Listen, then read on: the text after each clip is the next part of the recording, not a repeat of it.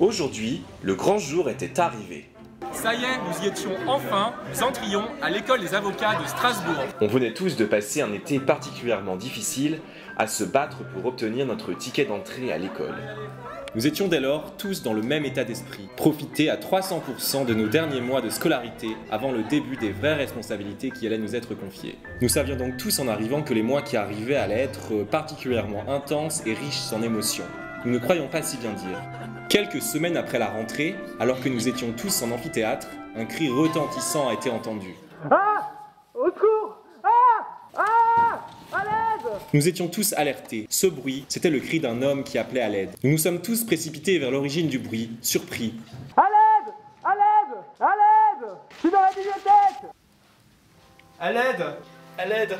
À l'aide! Là, au milieu de la bibliothèque, gisait dans son sang un de nos camarades. C'était Victor. Étudiant emblématique de la promotion, tout le monde le connaissait et avait une histoire à raconter avec lui. Une chose était d'ores et déjà évidente, il s'agissait d'une scène de crime. Victor venait de se faire poignarder au sein de la bibliothèque de l'école. Victor, mais que s'est-il passé? Je me suis fait poignarder. Elle m'a poignardé. Elle? Mais qui ça, Victor? Je ne connais pas son nom. C'est une fille de la promo. Je ne faisais que lire quelques jurisprudences quand elle... Non, Victor, tiens le coup, les secours vont arriver. Pourtant, avant même que les secours n'arrivent, Victor était décédé. Son corps ne bougeait plus, son pouls s'était arrêté de battre. Il n'y avait plus rien à faire. Nous venions de perdre notre camarade.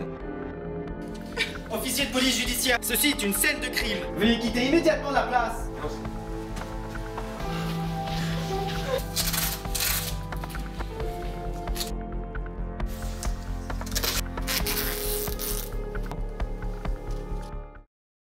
Le choc fut d'autant plus violent que quelques jours après le décès, sortait le rapport d'autopsie du corps. Et la surprise fut de taille en apprenant son contenu. Le rapport d'expertise est sorti. Le couteau était sur la victime. Le médecin légiste conclut à un suicide. Non mais c'est pas possible ça. Mais on l'a vu de nos yeux nous dire qu'il venait de se faire poignarder. Je ne crois pas ce torchon. Mais bien sûr qu'il s'est fait poignarder. Et par une étudiante de l'école, c'est bien ce qu'il nous a dit. Donc la police judiciaire ne fera aucune recherche, aucune enquête ne sera ouverte. Nous devons retrouver par nous-mêmes de qui il s'agit. Nous ne pouvons pas laisser la situation en l'état. Et chacun des étudiants de faire la même conclusion. Impossible que Victor se soit suicidé. L'un de nous était coupable d'un crime. Il n'y avait aucun doute à cela.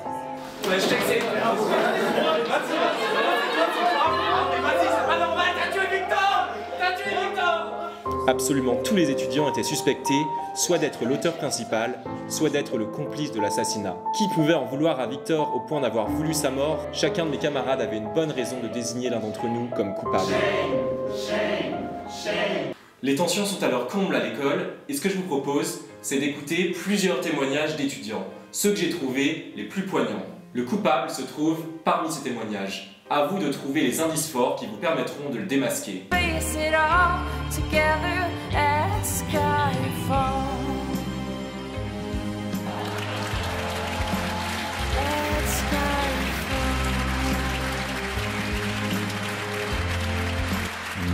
j'ai tué Victor, mais personne ne pourra me démasquer. Mon plan est bien trop parfait pour cela. Pour lui, la parole. Sport, combat.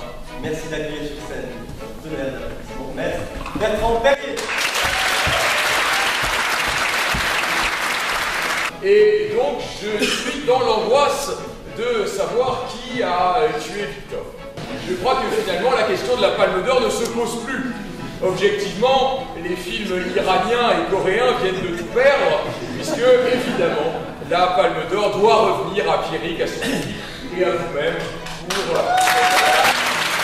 Et bien évidemment, puisque c'est la distribution des prix de Cannes, je crois qu'on peut décerner objectivement et sans grand risque de se tromper le prix du meilleur acteur à Victor. Objectivement, son interprétation de la scène initiale du mourant, exceptionnelle. Un moment d'Axter Studio magnifique, le moment d'agonie, où dans un soubresaut ultime, le raffinement mis dans cette réalisation, le temps passé à cette mise en scène prouve que la charge horaire d'enseignement est très faible.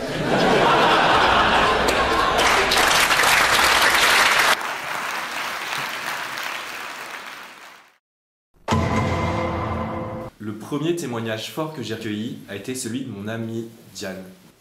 Vas-y Diane, tu peux commencer, normalement ça enregistre. Je ne sais pas par où commencer. Je suis arrivée à Strasbourg, célibataire. Tout ce que je voulais, être une grande avocate. Je ne cherchais pas vraiment l'amour. Pourtant, il m'est tombé dessus. Ah bon? Tu as rencontré quelqu'un sur Strasbourg? J'ai vécu une très belle histoire d'amour. Ah ouais. C'était avec Victor. Avec Victor? Des regards qui ne trompaient pas, un jeu de séduction comme je n'en avais jamais connu. C'est lui qui a fait le premier pas, qui est tout de suite venu me séduire. On sentait une attirance réciproque. Mais où cela allait-il nous mener? Et où cela vous a-t-il mené alors? Rapidement, ce qui n'était qu'une simple amourette est devenu bien plus passionnel. C'était magique, c'était beau, peut-être les plus beaux moments de mon existence. Je n'oublierai jamais, mais comment oublier? La magie de l'amour, être aimé par celui qu'on aime. On envisageait le futur ensemble, je voyais déjà l'avenir dans ses bras. Mais et combien de temps cette histoire a-t-elle duré? C'est justement là que ça pêche. Notre histoire était tout à fait intense, mais fut en réalité très courte dans la durée. Victor prétendait avoir une vie très chargée, il n'acceptait de me voir qu'1 jour par semaine, le lundi. Le lundi m'était réservé, je vivais de très beaux moments avec lui le lundi. Mais impossible de passer des moments avec lui les autres jours. Et un jour, la vérité sur notre relation fut révélée. Comme à l'accoutumée avec la promotion de l'école, on s'est retrouvés en fin d'après-midi au bar pour décompresser un peu. Je me suis retrouvée à table avec 6 camarades que je connaissais peu, mais on a rapidement appris à se connaître. Les cours qui sont chiants. Oh là là, des cours, je veux dire. 6 élèves avocates, ça commence à parler cours, mais rapidement ça dévie, et ça parle histoire d'amour. Moi je suis trop amoureuse. Et une histoire d'amour, on en vivait manifestement toutes les 6 une très belle. Moi, mon histoire d'amour, c'est la plus belle qui puisse être. Pareil, depuis des semaines, j'ai une histoire incroyable. Ouais, moi, franchement, je suis avec un mec en ce moment. Je le kiffe tellement. Je serais même prête à arrêter les rages, à aller faire mère et foyer. Moi, c'est pareil. Je n'aurais jamais imaginé une histoire d'amour plus belle. Bon, moi, les filles, je crois que j'ai trouvé le mot. On pense déjà à notre avenir et tout. C'est mon âme sœur. Ah, c'est trop cute. Vous avez pas de photo de vos mecs à me montrer? Ah non, non, c'est confidentiel. Non, non, j'ai pas de photo et de toute façon, vous le connaissez pas. Ben moi, perso, ma devise, pour vivre heureux, vivons cachés. Bon alors moi, la seule chose que je peux vous révéler, c'est que je le vois tous les mardis. Et c'est vraiment trop top avec mon petit chat.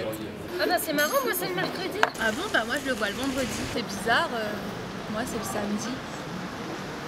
Et moi le dimanche. Mais c'est pas possible! Très rapidement, on a compris que chaque soir de la semaine, Victor vivait une histoire avec chacune d'entre nous. Le lundi, c'était moi. Le mardi, c'était Marine. Le mercredi, Marjolaine. Mais c'est pas possible, il s'est foutu de nous, ce connard, j'en ai marre! Le vendredi, c'était la journée de Sarah. Le samedi, c'était Margot. Maman m'avait foutu de pas fréquenter les garçons. Le dimanche, c'était la pauvre Mélissa. Les jours qui ont suivi ont été particulièrement compliqués pour nous 6. Tous nos espoirs d'une vie de couple parfaite étaient partis en fumée. Mais le gros avantage est que nous étions 6. Unis face à la douleur, unis pour lutter face à ce que nous avait fait espérer cet enfoiré. La thérapie de groupe fut extrêmement efficace. Il était vraiment plus âgé que moi. Je suis tout bêtement tombée dans ses bras. Par lui j'ai découvert ce que je connaissais pas. Il semblait sincère, je l'aimais pour ça. Ce qui m'a toujours dérangé et que rarement le soir je pouvais le capter, mais dès qu'il me parlait, je la fermais. Il avait les mots, m'a rendu accro. Je voyais déjà l'avenir dans ses bras. Il avait les mots, m'a rendu accro. Je ne savais pas. Cette union des cœurs brisés nous a définitivement aidés à nous en sortir et à tourner la page. Après ces quelques jours de guérison, une question s'est posée. Diane, c'était la fille du lundi, et Marine du mardi, et toi du mercredi. Et qui est la fille du jeudi? Avant de se rendre compte qu'une seule des filles de la promotion manquait systématiquement l'événement du jeudi soir. C'était Amélie. Amélie. Pas le choix, les filles, faut qu'on l'appelle là. Bon, je me dévoue. Oh tiens. Allô? Allô Amélie? Je te dérange? Oui, écoute, je suis un peu occupée là. Je suis en train de laisser ma robe de mariée. Oui, ce week-end, c'est le grand jour. Ah bon, tu te maries? Mais avec qui? Mais non, je peux pas te dire, c'est encore confidentiel. Mais en tout cas, je te promets que ça va être le plus beau mariage que les rages n'aient jamais connu. Si c'est Victor, il faut qu'on te dise quelque chose. Quoi?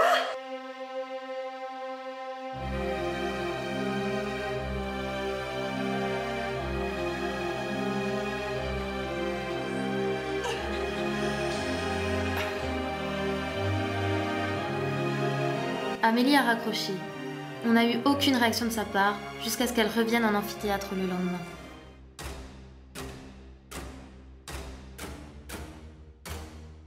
Le moins que l'on puisse dire, c'est qu'Amélie n'a pas du tout, mais pas du tout digéré la nouvelle. Elle est vraiment cool. Amélie, qu'est-ce qu'il y a? Mais c'est parti.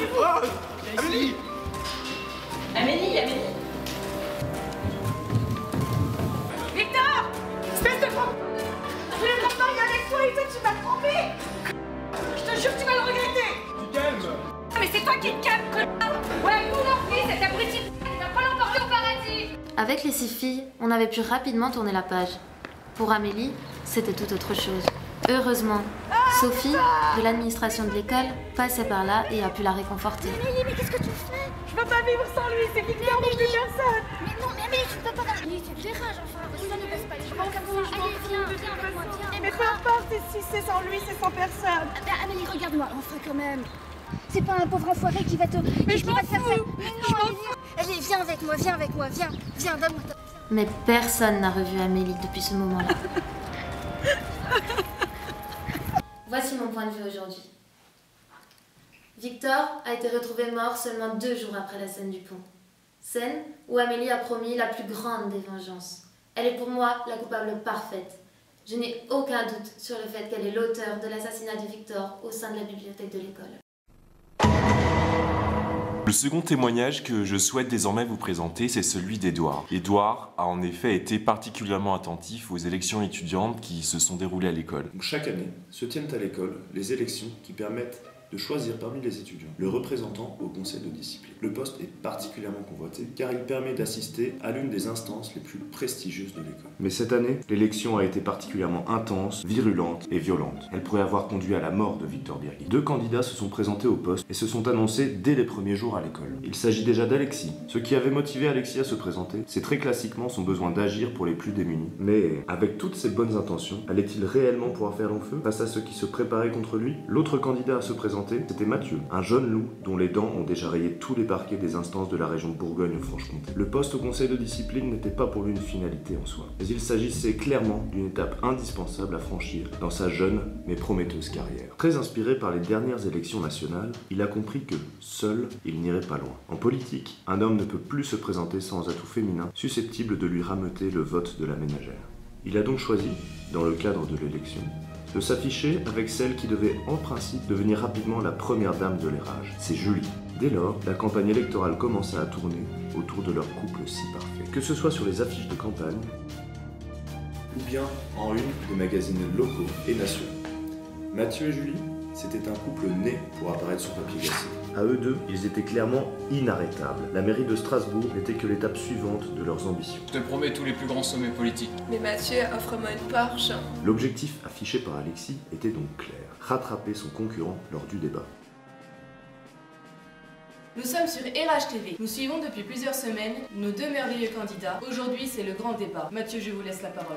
Je trouve choquant et blessant de s'arroger le monopole du cœur, comme le fait mon concurrent. Calmez-vous et ne montrez pas de cet index pointé. Non, je ne me calmerai pas. Pour être élu au conseil de discipline, il faut être calme. Non, pas quand il s'agit d'injustice. Les injustices, c'est moi qui les réglerai. Moi, élu au conseil de discipline, je ne serai pas le chef de l'école. Moi, élu au conseil de discipline, je ne recevrai pas le bureau de l'adhérage pour faire passer les enveloppes sous la table. Et l'objectif d'Alexis de faire sortir de ses gonds Mathieu a clairement été atteint vers la fin du débat. Ils sont dans les campagnes et dans les villes, et ils sont sur les réseaux sociaux. Votre campagne, Mathieu, c'est de la poudre de perlimpinpin. C'est bon, bon, les débats sont clos. Vous étiez sur RH TV, merci de votre attention. Et maintenant, laissons place à RH Déco avec la découverte des sièges neudes à roulettes. Le débat a clairement inversé la tendance dans les intentions de vote. Alexis reprenait une large tête. Il avait réussi à mettre en lumière le manque de sérieux de la candidature de son concurrent. Le coup fut d'autant plus difficile pour Mathieu que le lendemain, en consultant la presse, il apprit que Julie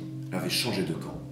Elle avait désormais rejoint le camp d'Alexis. Sentant la défaite cuisante de Mathieu arriver, Julie avait lâchement abandonné Mathieu, pour qui la traversée du désert s'avérait plus périlleuse que jamais. Mathieu était désormais seul, abandonné par tous ses soutiens. Son bureau de campagne était vidé de tous ses supporters. Il ne lui restait plus que quelques modèles un peu douteux, d'individus ayant traversé une quinzaine de fois le désert de Gobi, le désert du Colorado et le Sahara, et qui sont pourtant toujours debout. Les coups durs et les moments de solitude font partie de la vie politique. Il faut savoir encaisser les coups bas et gérer les moments de trouble. Et toujours garder à l'esprit que le pouvoir est comme les femmes. Il ne se réclame pas, il se prend. Mais au fond de lui, Mathieu avait confiance en Julie. Et il savait que leurs ambitions, si intimes, n'avaient pas pu être oubliées aussi rapidement par Julie. Et Mathieu avait raison. Quelques jours après le départ de Julie, celle-ci est revenue plus en forme que jamais. Elle venait de passer un week-end en amoureux à la campagne avec Alexis. Et ce qu'elle en rapportait, c'était une pièce à conviction qui allait à nouveau faire chavirer toute la campagne électorale. Et regardez, il y a une publication de Julie. Ah, c'est une vidéo. Publiée par Julie sur les réseaux sociaux de l'école, la caméra cachée de Julie allait faire l'effet d'une bombe. Elle dit bébé, tu penses quoi, tu sais, de ce qui s'est passé avec les filles trompées par rapport à Victor, tu sais, Diane, Amélie. Oh putain, qu'elles sont connes celles-là. Et la pro Harry Potter, t'en penses quoi toi? Oh, enfin, à un moment donné, il faut savoir ce qu'on veut. Est-ce qu'on veut être animateur de camping, on veut être avocat, quoi. À un moment donné, quand tu vois le niveau de maturité de la promotion. Mais après, on sait même pas d'où ils viennent, Besançon, c'est où en fait, enfin... Ouais, c'est un pauvre territoire qui est annexé à la Bourgogne, quoi. Pendant 5 bonnes minutes, Alexis critiquait de la sorte à peu près l'ensemble des étudiants de la promotion. Personne ne comprenait comment il avait été possible d'accorder autant de crédit à la candidature d'Alexis. Dernier coup de marteau, comme pour l'achever, cette petite vidéo de Julie publiée sur les réseaux sociaux. Hey, ciao les guys, je voulais officiellement prendre la parole pour vous faire part de mon erreur.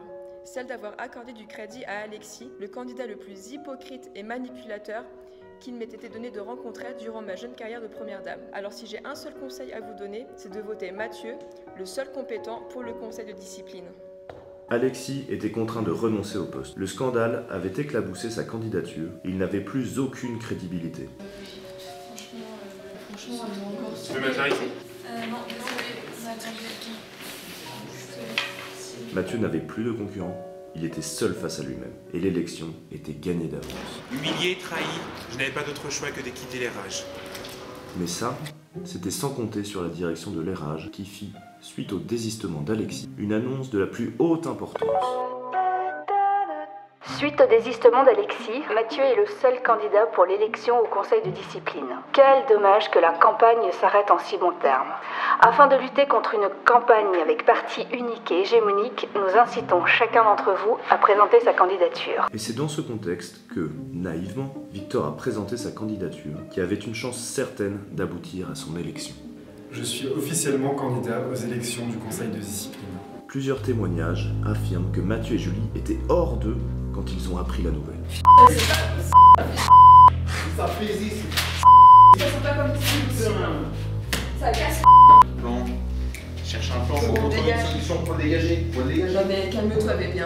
Victor, sa carrière elle est finie, on va le finir, on va le dégager comme on a dégagé Alexis. Mon point de vue est donc le suivant. Mathieu et Julie sont prêts au coup les plus bas pour accéder au poste qu'ils visent. Après avoir éliminé un premier concurrent, Alexis, Mathieu se trouve face à un nouveau concurrent de taille, Victor. La veille de l'élection. Oui, la veille de l'élection. Victor était retrouvé mort dans la bibliothèque.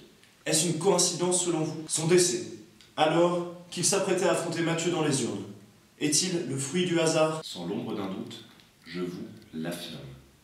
Mathieu et Julie ont tué Victor. Sans quoi, c'est toute leur carrière politique qui était terminée. Le décès de Victor a d'ailleurs eu l'effet escompté. Seul concurrent au poste, Mathieu était élu. Mais jusqu'où Julie et Mathieu sont-ils prêts pour arriver à leur fin? Pendant ce temps-là, à l'école, chacun essayait d'oublier la mort de Victor comme il le pouvait. Mais attention, la drogue c'est mal, et les effets hallucinogènes ont presque pu nous faire croire que notre camarade était revenu.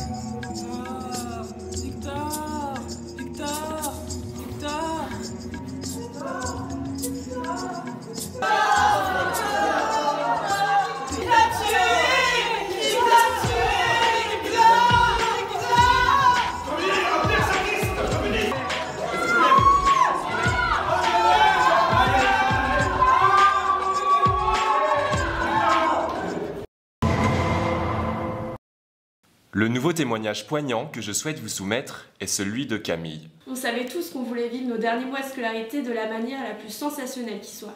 Et Victor a eu une excellente idée. Tout a commencé quand la direction nous a demandé de trouver un nom pour notre promo. Il va falloir faire appel à votre créativité puisque il va falloir que vous trouviez un nom de promotion. Les idées ont dès lors commencé à fuser dans tous les sens. Je sais pas les gars, une promo Netflix, moins de travail, plus de chill, ça vous dit? Et pourquoi pas promotion Mbappé, droit au but. Moi j'aimais bien l'idée de rendre un hommage appuyé à Nicolas Sarkozy. Moi je propose Céline Dion, en honneur à nos soirées karaoké. Ouais. Non, vos idées ne sont pas assez pertinentes, sont beaucoup trop extravagantes.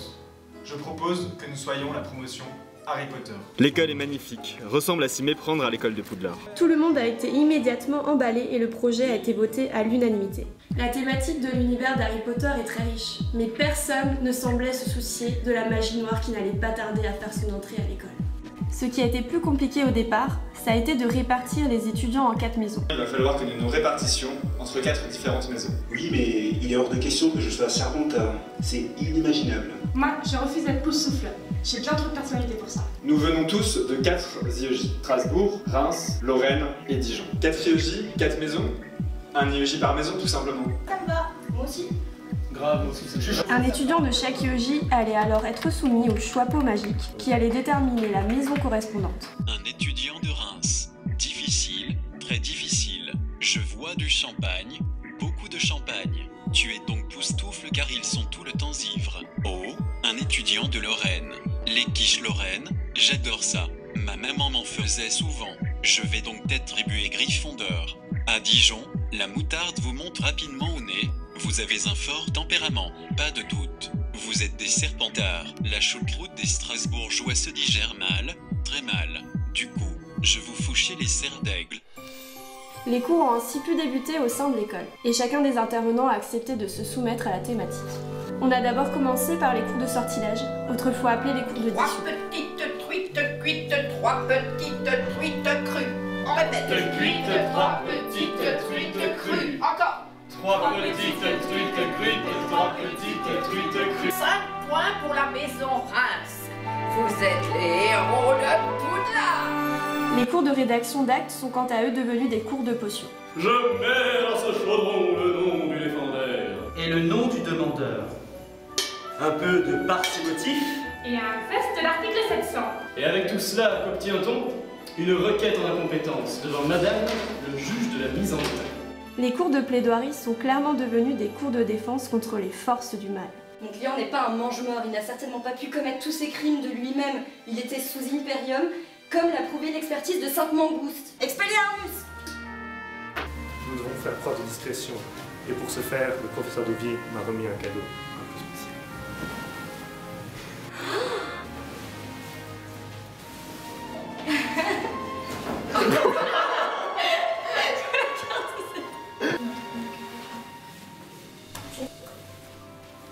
Enfin, mais comment aurait-on pu être la promotion Harry Potter sans Quidditch, ce sport qui se joue sur balai volant? Bienvenue à la finale de la Coupe de Quidditch. Ici Aurélien pour vous faire vibrer lors du match. Les jeunes sorciers sont plus concentrés que jamais. Ils sont prêts à tout pour gagner la partie.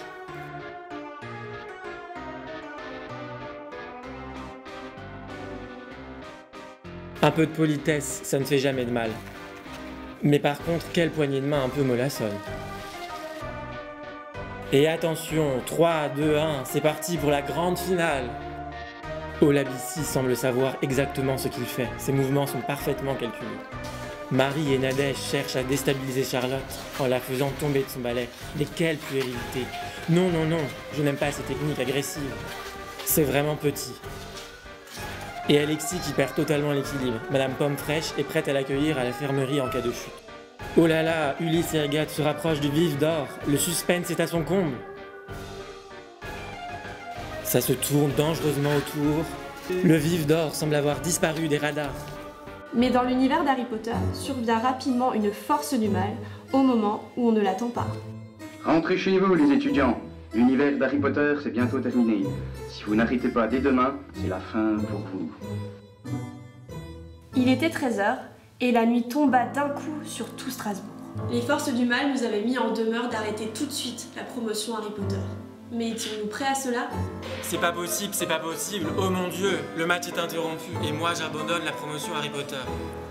Le lendemain à l'école, l'ambiance n'était plus la même. Certains étudiants avaient pris très au sérieux la menace de la veille. Quoi, mais vous n'êtes pas déguisé? Non mais la promo Harry Potter c'est bien, mais pas au point d'y laisser sa vie. Au pire d'être expulsé. Ouais, mais moi je vais pas laisser ma vie. Qui sont ces gens qui cherchent à nous intimider? D'où viennent ces forces du mal? Nous ne laisserons pas place à l'obscurité et l'obscurantisme. Battons-nous. Oui, Toute la difficulté pour les étudiants de l'école était de découvrir qui se cachait derrière les forces du mal. Il fallait mettre un nom sur l'étudiant en question. J'aimerais quand même bien découvrir qui a pu diffuser un tel message. Essayez de vous souvenir de la voix émise. Rentrez chez vous, les étudiants. L'univers d'Harry Potter, c'est bientôt terminé. Cet accent, ça me dit quelque chose. Ça me semble quand même être un accent de la vieille France. Ah mais je sais, la dernière fois j'ai vu un reportage sur les terres reculées. Il me semble que l'accent est clairement identifiable. C'est celui de Besançon. De Besançon, mais comment ça? L'IEJ de Besançon était également rattaché à l'école des avocats de Strasbourg, tout comme l'IEJ de Nancy, de Dijon et de Reims. Progressivement, les étudiants de l'école ont compris qu'ils avaient totalement snobé les étudiants de Besançon, qui n'avaient pas été conviés à leur promotion Harry Potter. Dans l'univers d'Harry Potter, les personnes qui utilisent la magie noire, ce sont celles qui sont fait rejeter et qui n'ont pas eu d'amour.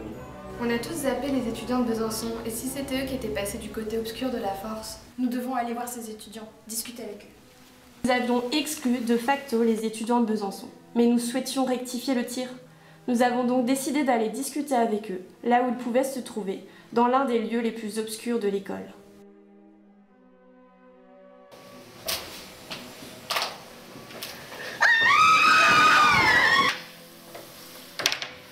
Ils peuvent être n'importe où. Mon Dieu, j'ai tellement peur. Mais où êtes-vous, les étudiants de Besançon? On est venus ici pour parler. Nous savons que depuis trop longtemps, votre territoire n'est pas valorisé à l'école. Le mal est fait. Vous allez payer pour ce que vous avez fait. Continuez à manger notre comté, notre campoyette et étouffez-vous avec. Nous sommes laissés faire depuis trop longtemps. Ce temps est révolu. Les responsables de cette mascarade, Victor en tête, paieront tôt ou tard. Mes camarades, présents sur les lieux, sont restés muets plusieurs jours après avoir assisté à ces menaces, à ce tour de magie noire. Voici ce que je pense aujourd'hui. Le lendemain de la scène que je viens de vous raconter, Victor était retrouvé mort dans la bibliothèque de l'école. Pensez-vous vraiment, oui vraiment, qu'il s'agit d'une coïncidence? Rejeté par les étudiants de la promotion Harry Potter mise en place par Victor, Je propose que nous soyons la promotion Harry Potter. 4 IEJ, 4 maisons. Un IEJ par maison, tout simplement. les étudiants de Besançon, rongés par la haine, ont choisi d'éliminer Victor.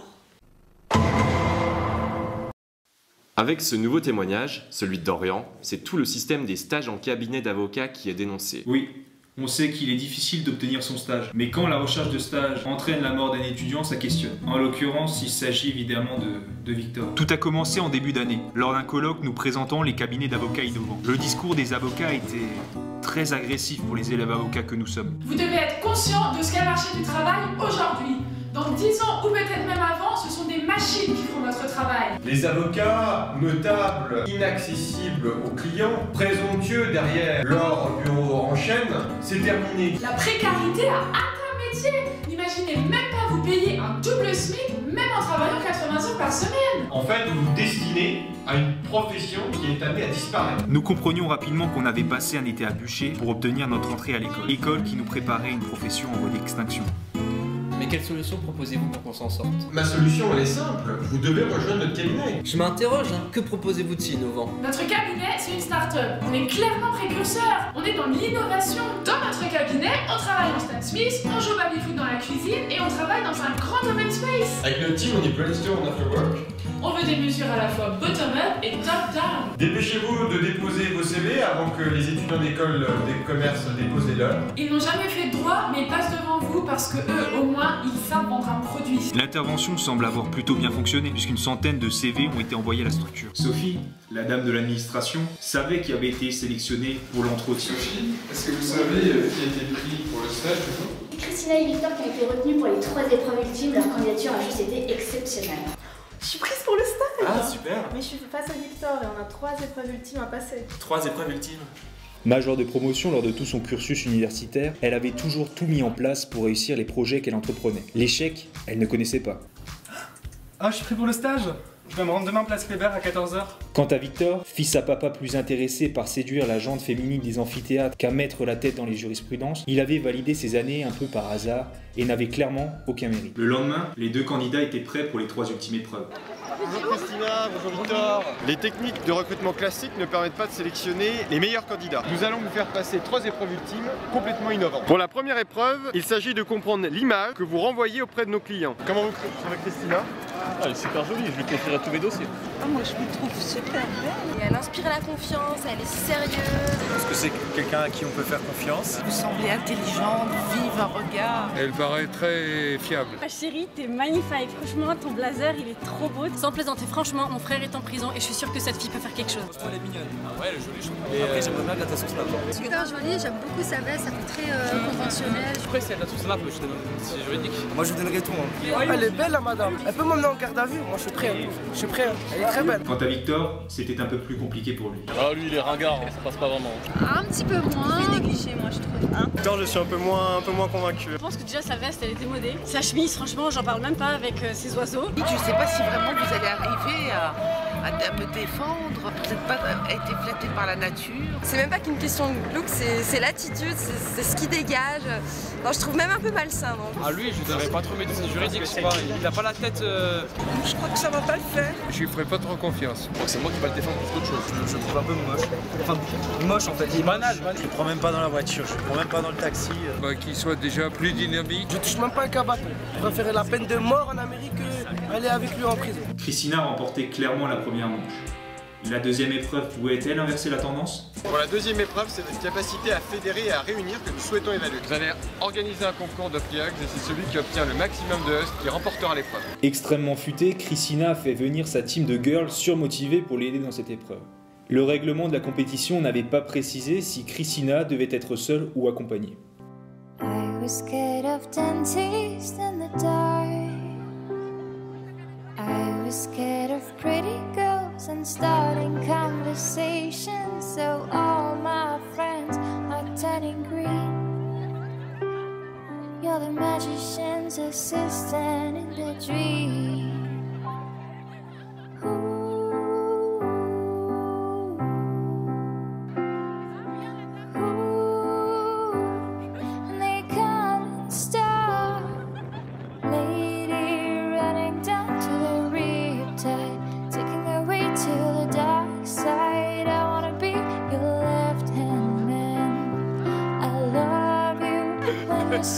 Et moi, attends, moi aussi. Victor était quant à lui beaucoup moins à l'aise dans l'épreuve.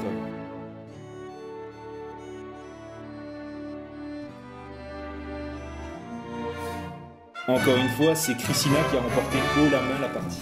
Victor comptait tout donner pour la troisième épreuve. Pour cette dernière épreuve, c'est votre capacité à capter un auditoire que nous souhaitons évaluer. À vous d'organiser un grand show à l'américaine devant la cathédrale. Oui! Petit oiseau sort de son nid. Ce petit moineau découvre la vraie vie. Il veut manger, il a faim, cuit, mais dans le quartier, les chats sont de sortie. Attention bébé oiseau, pour ta toute première sortie, tu te fais déplumer le dos par le chat de la mère Sophie. Mais Christina avait quant à elle dégainé un show d'un tout autre niveau.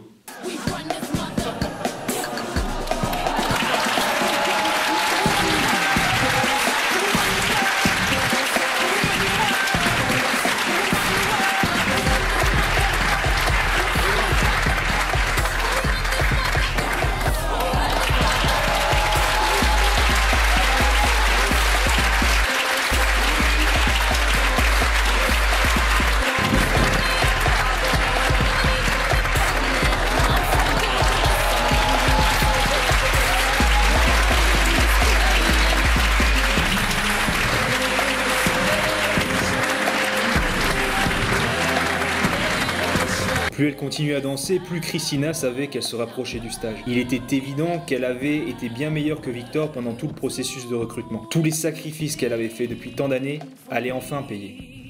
Et pourtant, se doutait-elle de ce qui l'attendait quelques minutes plus tard? Les 3 ultimes épreuves sont donc passées. Il est évident qu'un des 2 candidats était bien meilleur que l'autre. Mais j'ai vraiment envie d'employer une avocate qui partira me faire 3 gosses après 2 mois d'embauche. Ce candidat est Victor. Il a su faire preuve d'audace, de courage, de qualité que nous recherchons au sein du cabinet. Christina, vous pouvez rentrer chez vous. Exaspérée, c'est un faible mot pour décrire l'état de Christina à ce moment-là. Elle liquidait littéralement tous les passants du regard. Nous vous rappellerons si jamais nous avons besoin de vous, c'est-à-dire si Victor venait à ne pas occuper de poste. Cette dernière parole n'était pas tombée dans l'oreille d'une sourde. Christina avait fait 6 longues années d'études. On lui avait fait croire qu'elle pourrait atteindre les sommets sociaux en travaillant. Pourtant, malgré son parcours parfaitement optimal, elle comprenait aujourd'hui que tous ses objectifs professionnels étaient limités par un plafond de verre. Voici mon point de vue aujourd'hui. Le lendemain de la scène du pont, où le recruteur a promis à Christina que le poste lui reviendrait en cas de désistement de Victor, Victor a été retrouvé mort dans la bibliothèque. Croyez-vous réellement qu'il s'agisse d'une coïncidence? Il n'y a aucun doute sur le fait que c'est Christina qui a assassiné Victor. J'en mettrai ma main à couper. Pour ma part, l'un des derniers souvenirs que j'ai avec Victor, c'était lors des courses de Strasbourg. Elle est où la team RH? Une bonne partie de la promotion s'était réunie pour parcourir les 10 km du circuit qui traversait la ville. Pour Québec! J'essaye de me rappeler aujourd'hui si un élément de la course ne pourrait pas m'amener vers l'assassin de Victor. Bon là on a dépassé les 5 km, on passe devant tous les bars devant lesquels on a l'habitude d'aller avec la promotion et là on passe juste à côté de l'école, c'est juste derrière. Les 8 km sont passés. La journée avec mes camarades était parfaite, tout semblait se passer pour le mieux. Un de leurs sourires pouvait-il me diriger vers le meurtrier? Il y avait une bonne ambiance, après Katia par exemple, elle parle beaucoup, elle fait attention à Ça va, oui, je suis content. Enfin, je sais pas combien j'ai fait, mais... En l'absence d'éléments en ce sens, c'est le témoignage de Dina qu'il nous faut désormais écouter. Le témoignage qui va suivre est celui de mon amie Dina et va nous rappeler comment les femmes se sont imposées au sein de la profession d'avocat. Mon témoignage débute lors de la rentrée. Tous les étudiants étaient répartis par groupe de 5. Rapidement, un groupe est clairement sorti du lot. C'est celui formé par Katia, Pauline, Lucille, Élise et Sarah. Elles étaient 5 filles, bien dans leur basket, bien dans leur siècle, bien élevées, ambitieuses, habituées à être premières de la classe. Elles se sont rapidement rapprochées pour devenir inséparables. À l'école, elles étaient prêtes à profiter de leur dernier mois de cours et avaient décidé de rejoindre l'une des associations étudiantes. En consultant la liste, l'une d'elles intrigua Katia. Et cette association-là, c'est quoi ça, le Gentleman Club de l'Érage? Il y a une description club masculin de l'école réservé aux hommes, adhésion par parrainage. Seuls les étudiants hommes, mâles alpha, issus de bonnes familles, blancs, hétéros et carnistes pouvaient rejoindre le club. Le Gentleman Club de l'Érage avait été fondé en 1912 à l'école et était donc la plus ancienne association étudiante de l'Érage. Peu d'informations filtrées sur son fonctionnement, sur le rôle joué par le club. Il alimentait dès lors tous les fantasmes les plus fous. La première règle du Gentleman Club de l'Érage, c'est de ne jamais parler du Gentleman Club de l'Érage. La seconde règle du Gentleman Club de l'Érage, c'est de ne jamais parler du Gentleman Club de l'Érage. Savaient-ils à ce moment-là qu'ils vivaient leur dernier moment d'existence?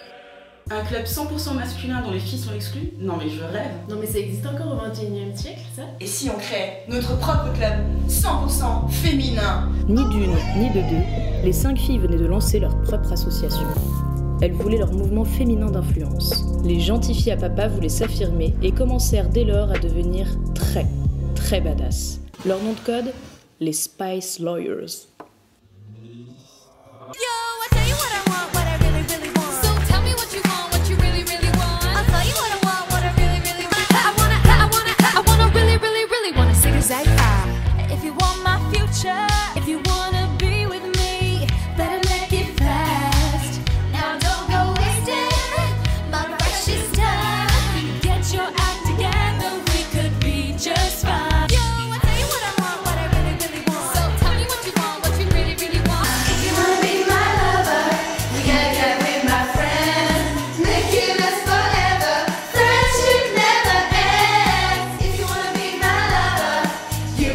En quelques jours seulement, les Spice Lawyers se sont imposés au sein de l'école comme un groupe d'influence respecté. La première des difficultés pour les Spice Lawyers fut de trouver des fonds pour financer leurs activités. Leur solution? Le vol, le racket et le chantage des étudiants les plus honnêtes.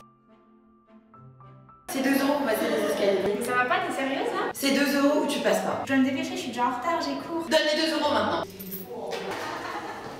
La technique du péage a permis au club de gagner de l'argent en masse en quelques jours. Ah, 2 €. Ça va pas, mais pourquoi c'est 2 € pour passer les escaliers? Et en quel honneur je me donne 2 €? Bah sinon, je vous dénonce à la PVD pour les post clubs. Toutes les 5 minutes, toutes les 10 minutes, ça coûte cher. Merci, bonne journée.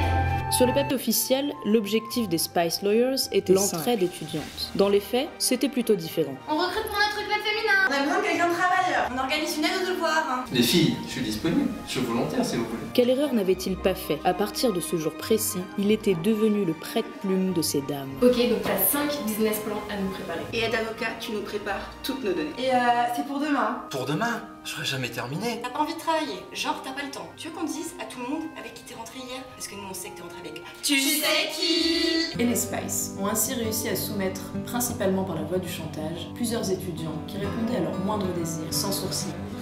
Avec du sucre. Et moi avec du lait, s'il te plaît. Mathès était même devenu leur garde du corps, les protégeant de tous les opposants à leur mouvement. Le siège social des Spice, c'était la salle du personnel de l'école. La salle du personnel, c'est notre nouveau QG. Qui avait compris qu'il ne valait mieux pas chercher à récupérer la possession des lieux. Elle se cherchait une raison politique, et le CAPA donné gratuitement fut rapidement l'un de leurs objectifs premiers. Madame KBD! Madame KBD! Madame KBD, Madame KBD! Donnez-nous notre CAPA! Sinon, pyramide humaine devant notre bureau!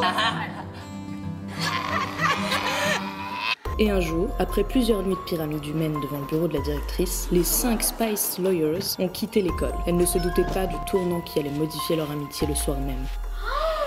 Oh purée, on a un problème, hein. Non mais on a un gros problème. On a laissé s'inscrire Katia alors même qu'elle n'a pas réussi l'examen d'entrée à l'érage. Mais pire, elle n'a même jamais fait de droit. Elle s'appelle même pas Katia, elle s'appelle Ludivine. Elle s'amuse à changer d'identité. Non mais cette fille est dangereuse, elle est vraiment dangereuse. Elle est dangereuse.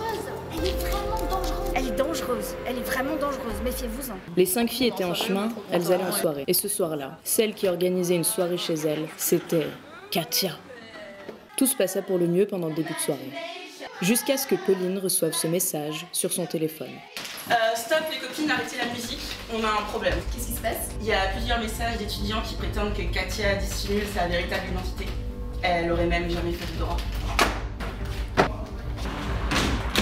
Qui a cette information sur moi? Comment ça a fuité? C'est sur le mur Facebook de la promo. Tout le monde est au courant. Explique-nous là maintenant. Nous sommes amis, tu ne peux pas nous tenir dans l'ignorance. Les Spice, j'attends ce jour depuis un moment. Je ne suis pas venue à l'érage par hasard. Il est temps que je vous parle de quelque chose d'important. D'abord, en vous parlant de ma grand-mère. Loredane, c'était ma grand-mère. Une femme courageuse, convaincue que les femmes méritaient un meilleur sort au sein de la société. Elle est la première femme étudiante à avoir intégré l'école de Strasbourg. Il y a de cela bien des décennies. Et vous ne pouvez pas réaliser toutes les difficultés qu'elle a rencontrées lors de son entrée. C'est pourquoi le linge est propre et le repas de midi a été porté. Caisse d'identité. Pourtant, ma grand-mère n'a pas baissé la tête. Les étudiants de l'école ne supportaient pas l'idée qu'une femme puisse intégrer le corps de métier. Pour eux, c'était impensable. Il n'y a pas de recette de cuisine, t'attends. Qu'est-ce qu'on se fiche qu'il est une jolie femme? Entre hommes, on ne se complimente que sur nos maîtresses. Elles veulent venir bosser, il n'y a pas assez de boulot à la maison. Incapables de plaider quand elles ont leurs règles. Petite Péronnelle, feu mon grand-père n'aurait jamais toléré ça. Dès lors, ils ont juré de préserver la masculinité de la profession. Et ça, avec le Gentleman Club de l'Érage. La création du club est née de l'entrée dans la profession de ma grand-mère. Et pire encore, vous devez savoir que Yves, le fondateur du Gentleman Club de l'Érage, est en fait le grand-père de Victor, l'actuel président du club. Aujourd'hui, je ne jure que par une seule chose, détruire le Gentleman Club de l'Érage. Les filles étaient choquées, mais convaincues par le discours de leur ami. Les détruire de l'intérieur, ça devrait être dans nos cordes. Il nous faudrait frapper un grand coup. Bien les remettre à leur place. Les Spice Lawyers prenaient soudainement une nouvelle direction, justicières de l'ombre. Elles étaient désormais prêtes à rétablir l'égalité pour des causes qui leur tenaient à cœur. Regardez dans quelle situation on se trouve, nous les filles de l'Érage. Entre les filles de la promotion qui se font berner par Victor, Julie qui est utilisée comme plante verte électorale par Mathieu, Christina qui n'obtient pas son stage car elle est du mauvais sexe. Et dois-je vous rappeler qu'au sein de la profession, les filles sont 50% moins rémunérées? Voici mon point de vue aujourd'hui. Katia cherchait à détruire le Gentleman's Club. Elle ne jurait que par cela. Elle a consacré ses derniers mois à cette tâche. Victor était le président du Gentleman Club. Et le lendemain de la soirée, Victor a été retrouvé assassiné au sein de la bibliothèque de l'école. Pensez-vous réellement qu'il s'agisse d'une coïncidence? Pour moi, il n'y a pas de doute. Katia est l'auteur principal de l'assassinat de Victor. Elle a bien sûr plusieurs complices, les membres des Spice Lawyers. Je venais d'écouter l'ensemble des témoignages de mes camarades. Je n'arrivais pas à me convaincre que l'un d'eux pouvait être véritablement le coupable. Mon intuition me dictait de continuer mes recherches, de prendre du recul par rapport aux témoignages entendus. Très franchement, on piétinait tous dans notre enquête. On avait une dizaine de camarades susceptibles d'être coupables, mais rien ne nous permettait d'en désigner un en particulier à livrer aux autorités. Et j'avais raison puisqu'en quelques jours, le dénouement extrêmement étonnant de l'affaire s'est étalé sous nos yeux. Quelques semaines après l'assassinat, un message direct du coupable a été diffusé en plein cours en amphithéâtre. Vos recherches me font bien rire. Vous accusez Amélie, vous accusez Julie, vous accusez Christina, mais vous êtes si loin du compte. Regardez autour de vous, l'assassin est sous vos yeux. Et attention, il pourrait bien frapper une fois. Quoi? L'assassin va frapper une seconde fois? Je suis pas venu ici pour souffrir, ok? On quitte tous l'école, vos vies sont en danger. Le message a mis en panique la quasi-totalité de la promotion. Tout le monde avait peur de connaître le même destin funèbre que celui de Victor. Tout le monde a quitté les locaux et personne n'est revenu avant la révélation finale. En réalité, nous avons saisi l'excuse pour prendre des vacances dès le mois d'avril. Un tour d'Europe, nous en avions tous rêvé pendant notre parcours universitaire sans avoir le temps de le réaliser. C'était l'occasion rêvée de pouvoir réaliser ce projet sur plusieurs mois. Mais quel bonheur de pouvoir se retrouver loin de tout ce qui pouvait nous rappeler Victor. Loin de l'école, nous finissions par oublier toutes les scènes macabres qui s'y étaient passées. La vingtaine de potentiels coupables parmi nos camarades était évidemment exclus du séjour. Manger, bronzer, chiller comme seul mot d'ordre. La mort de Victor n'était vraiment plus que le dernier de nos soucis. Pourtant, mes vacances furent de courte durée puisque, tranquillement en train de bronzer, j'ai reçu un appel de la plus haute importance d'un inconnu. Ah tiens, j'ai reçu un appel. Pierrick, je sais que tu fais des recherches sur le meurtre. J'ai découvert qui est le tueur. J'en ai parlé à personne. Je deviens fou. Non, tu me dis ce qui c'est, hein? Un étudiant de l'Érage. Mais je peux pas te le dire. On est susceptible d'être sur écoute. Je me suis réfugié en Allemagne, là. Je sais qui est le tueur, Pierrick. Mais t'es sûr de ce que t'avances, là? J'ai toutes les preuves. C'est indéniable. Je sais qui c'est, Pierrick. Non mais donne-moi plus d'informations. Je raccroche. Il faut que je te voie. Rejoins-moi à la frontière. Bon bah si t'es sûr de toi, j'arrive tout de suite, hein. Rendez-vous à la frontière allemande. Et moi, de prendre le premier vol en direction de l'Allemagne pour rejoindre mon mystérieux lanceur d'alerte, réfugié politique.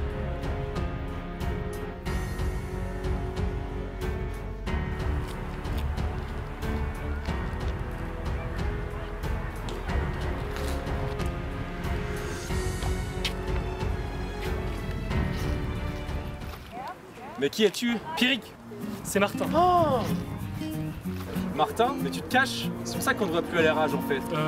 Ouais. Bref, je sais qui est le tueur. Regarde, j'ai réussi à enregistrer le message diffusé dans l'amphi l'autre jour. J'ai décrypté la voix. Ah super, qu'est-ce que t'as trouvé alors? Tiens-toi prêt, tu vas pas en croire tes oreilles. Et attention, il pourrait bien frapper une nouvelle fois. Et on retire quelques tonalités à la voix. Et attention, oh il pourrait bien frapper une nouvelle fois. Mais c'est pas possible! C'est Sophie, la dame de l'administration! Je sais, incroyable, hein. Oh là là, mais c'est pas possible! La nouvelle était tout à fait traumatisante. Derrière les grands sourires de Sophie, derrière cette grande sympathie affichée, se cachait en réalité l'âme d'une tueuse. Par contre, un peu me chafouine, c'est une étudiante qui a tué Victor. Il l'a précisé lui-même quelques instants avant de mourir. J'ai réfléchi à ce point justement. Sophie, on l'appelle la dame de l'administration, mais si on ne la connaît pas, on pourrait facilement la prendre pour une étudiante. Et donc Victor, quelques instants avant de mourir, l'a prise pour une étudiante. Ça doit être ça. Je suis le seul à avoir l'information. Habile, efficace. J'aurais pu être APJ. Je ne tenais plus en place après avoir appris que Sophie était la coupable. La raison aurait dû me conduire à aller la dénoncer aux autorités. Pourtant, hors de moi, je me jetais dans la gueule du loup, tête baissée.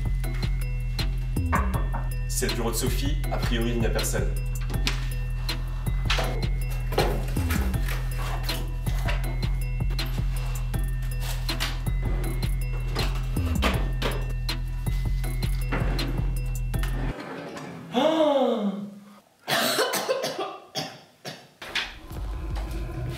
Pierrick, qu'est-ce que tu fais dans mon bureau? Vous! C'est vous, Sophie! Vous avez tué Victor! Vous avez tué mon camarade! Qu'est-ce qui te rend, Pierrick? Ça va pas? T'as bu ou quoi? Moi? Bu? Je ne suis qu'à 2 castels rouges. J'ai tous mes esprits. Mais qu'est-ce qui se passe ici? Y'a un problème? Myriam, ça tombe que vous soyez là. C'est Sophie, j'ai toutes les preuves. C'est Sophie qui a tué Victor. Je t'arrête tout de suite. La mort de Victor est tragique, mais il s'agit d'un suicide. C'est un suicide! Mais Myriam pouvait-elle être la complice de Sophie?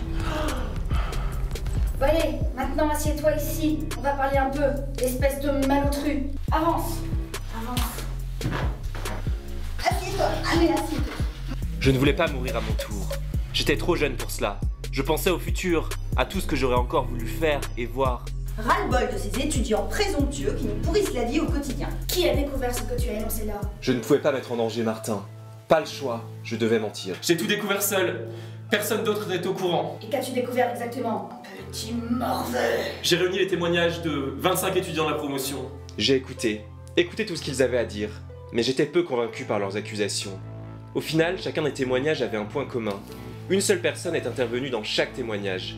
Et cette personne, c'était vous, Sophie. Alors qu'Amélie voulait sauter dans le Rhin, qui l'a retenue afin qu'elle reste vivante et puisse être une coupable potentielle? C'était vous, Sophie. Quand Julie et Mathieu n'avaient plus de concurrents, qui a fait un appel à l'interphone de l'école pour inciter de nouveaux candidats à se présenter? Chers étudiants, suite au désistement d'Alexis, Mathieu est le seul candidat pour l'élection au conseil de discipline. C'était encore une fois Sophie. L'idée de lancer un nom de promotion original qui allait conduire à mettre en place toute la promotion Harry Potter et donc à exclure les étudiants de Besançon, c'était encore Sophie. D'ailleurs, le message des étudiants de Besançon a été diffusé via les haut-parleurs de l'école, dont seule Sophie détient l'accès. En ce qui concerne le stage proposé par le cabinet innovant, c'est en réalité Sophie qui a choisi les deux candidats et qui a volontairement mis Victor face à Christina. Elle savait que le recruteur, misogyne, ne choisirait pas une femme. Christina devenait dès lors une coupable parfaite. Enfin, en ce qui concernait les Spice Lawyers, il semble assez peu probable que Katia ait pu être inscrite à l'école sans jamais avoir fait de droit. Sauf si Sophie était complice de son inscription, bien sûr. Elle savait que Katia allait rapidement apparaître comme la coupable parfaite. Ah oui, le raisonnement est perspicace et tient la route. Et est-ce qu'on passerait pas à l'étape suivante? Ah oui, quelle bonne idée, quelle bonne idée!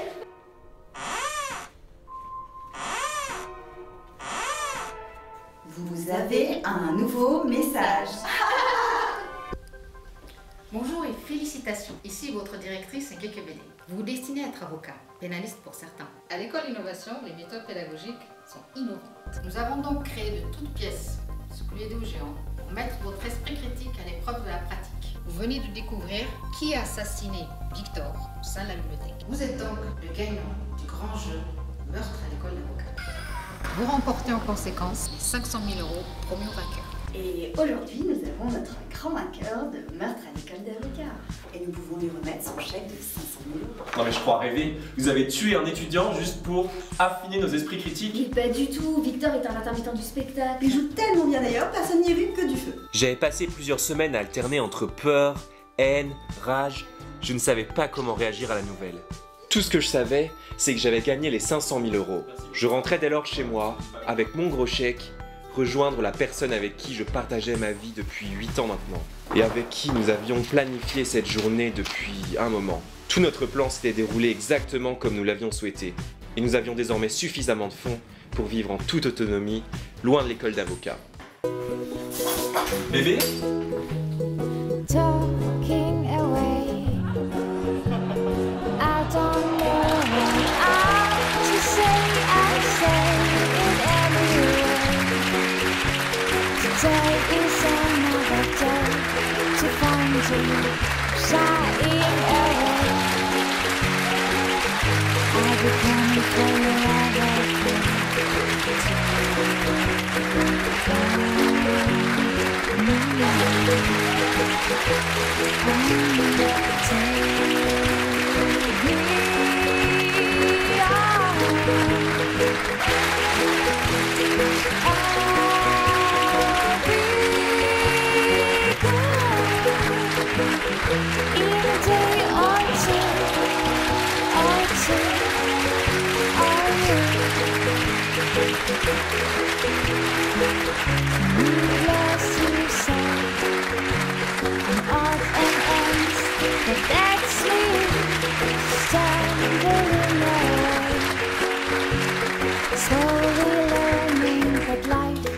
okay, say after me.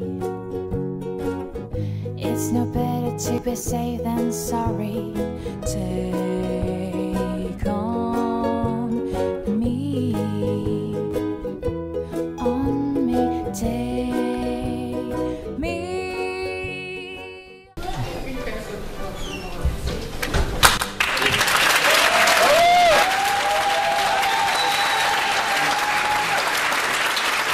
De personnes qui ont travaillé sur le projet, donc franchement, merci, parce qu'évidemment, c'est tellement on peut rien faire. C'est vrai, ça fait 25% de la promo. Oui, mais j'aurais pu faire un selfie tout seul, ça aurait été un peu long. Une dernière chose, j'aimerais que Victor se lève. Ah oui.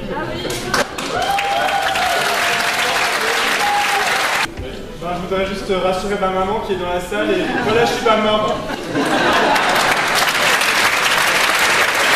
J'ai croisé tout à l'heure qui me dit, je sais pas, il y a un couteau de cuisine qui a disparu un jour. De l'érage, un petit quelque chose, monsieur Lafarge, si vous méritez votre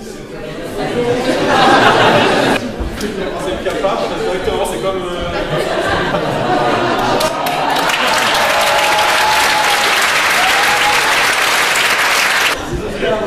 Meilleur acteur.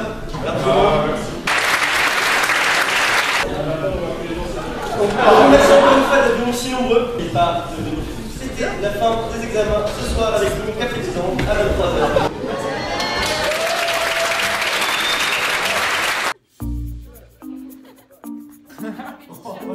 Stop, stop, ouais, c'est... Franchement, on dirait vraiment du sang. Ah, mais c'est horrible.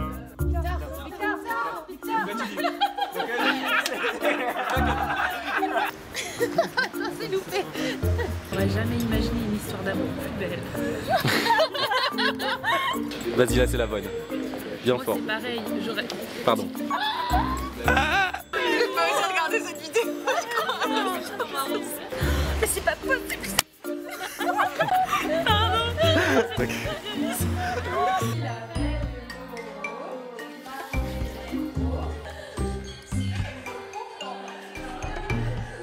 La veille de l'élection. Oui, la veille de l'élection. Merde. Mathieu et Julie ont tué Victor. Corps. Ah.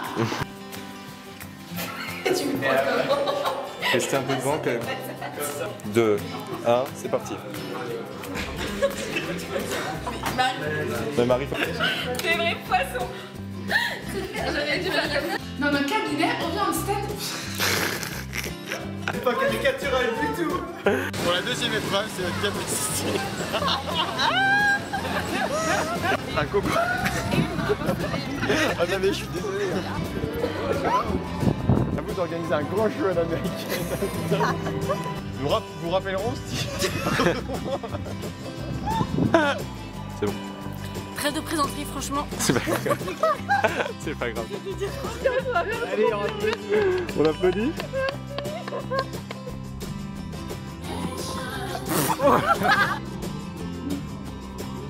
Croyez roux. Non, ça va pas. Les forces du mal nous avaient mis en mesure. Voici ce que je pense aujourd'hui. Et avec tout cela, qu'obtient-on? Une requête en interpréteur. Mon client n'est pas le mange-mort que vous croyez. C'est de ne jamais parler du jet. Oh putain. Merde. Vas-y, c'est bon. Laisse-la faire. Alors comme ça en mode. J'ai pas chaud. Allez, avance. Ok, vous voulez jouer là? Voilà, énerve-toi. Vas-y. C'est sur le mur de... C'est sur le mur Facebook. Ah. Et qu'as-tu découvert exactement, petit merdeux? Ah bah non, s'il rigole, ça va pas. Pardon. Et qu'as-tu découvert exactement, petit merdeux? Mettre vos épreuves. Ouais. Venez découvrir qui a assassiné Victor. Ah non, j'ai oublié. Venez découvrir. 2, 3, c'est bon. Et aujourd'hui, nous avons notre grand vainqueur de l'école à meurtre d'avocat. Je te salue.